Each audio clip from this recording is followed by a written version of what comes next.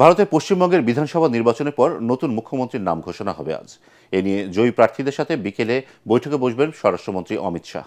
এরপরই জানা যাবে কে হচ্ছেন পশ্চিমবঙ্গের মুখ্যমন্ত্রী।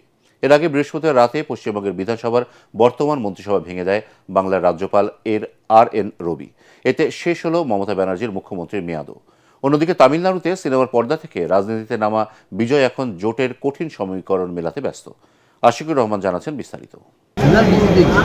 গেল ৪ মে বিধানসভা নির্বাচনের ফল ঘোষণার পর পশ্চিমবঙ্গের সব শ্রেণী পেশার মানুষের আগ্রহের কেন্দ্রবিন্দু কে হচ্ছেন মুখ্যমন্ত্রী। সবার প্রশ্ন, শুভেন্দু অধিকারী কি হচ্ছেন রাজ্যের মুখ্যমন্ত্রী?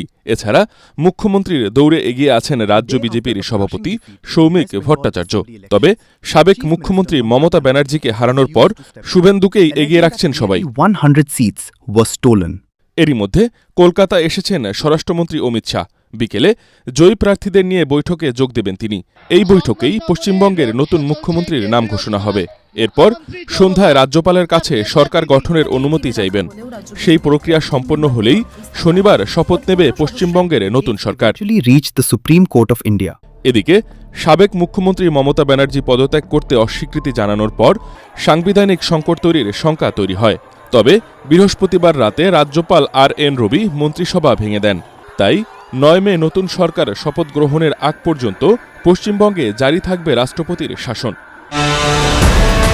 অন্যদিকে দক্ষিণের রাজ্য তামিলনাড়ুর রাজনীতিতে ব্লকবাস্টার এন্ট্রি দিয়েও প্রয়োজনীয় আসন হাউসফুল করতে পারেনি থালাপাথি বিজয়ের টিভিকে। ২৩৪ আসনের বিধানসভায় সরকার গঠনে ১১৮ আসন দরকার হলেও টিভিকে পেয়েছে ১০৮টি।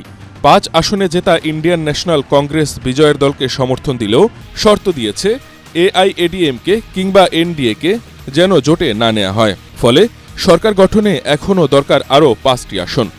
জটিল সমীকরণ মেলাতে সিপিআই, সিপিএম এবং ভিসিকের সমর্থনের দিকে তাকিয়ে থাকতে হচ্ছে বিজয়ের দলকে। আশিকুর রহমান, এটিএন বাংলা।